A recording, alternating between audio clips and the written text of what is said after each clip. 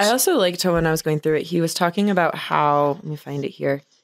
Talking about hope is associated with practical choices.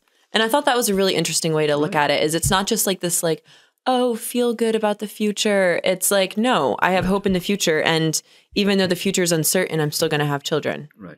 But it was interesting because when we were preparing for this, I was telling you before the podcast started, it made me think of something I read in Plutarch's Lives in college, where it was Caesar in Rome. So like, I don't know, this was early, around the time of Christ. I don't know if it was BC or AD.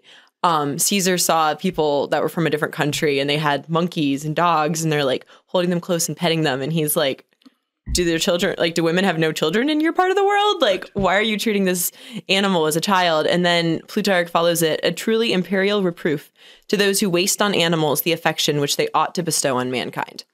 And I thought that was really interesting that even it's the same situation as Pope Francis. You have Rome 2,000 years apart and like people are still treating like animals as their children, and just that idea that there's a certain affection that we're supposed to bestow on humans that's not fitting towards animals. Right. And I thought it's like human nature hasn't changed. Right. It just shows, I think underneath all of it, I mean, that's what I think our Holy Father also makes note of, and many others who have given commentary on this, because we see this, you know, around the world, especially in the developed world, where we're seeing, you know, this approach, this mentality. And I think what the Holy Father is doing is he's definitely striking a nerve, because, you know, the media, especially the secular media, picked up on this very much.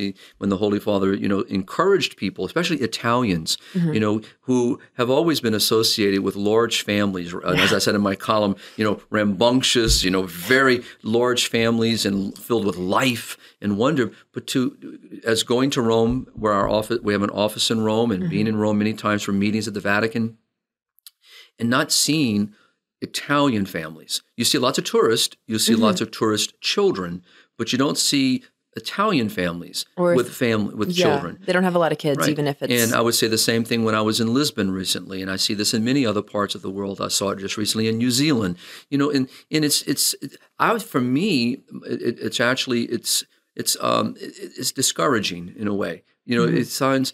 I feel sorry. I feel a sense of loss, that, you know, that we've lost a sense of the beauty of family life, the beauty of marriage, the beauty of welcoming a child, and the wonder each child brings into a family with their unique personalities and their gifts and their wonder, and to share in that, and also the world benefits in the birth of every child, you know? And yes, you know, there are going to be challenges in many parts of our world in the addition of a child to a family, especially in some of the underdeveloped parts of the world, and which the Holy Father doesn't really move into, but it's something that I think that affects how people approach this conversation.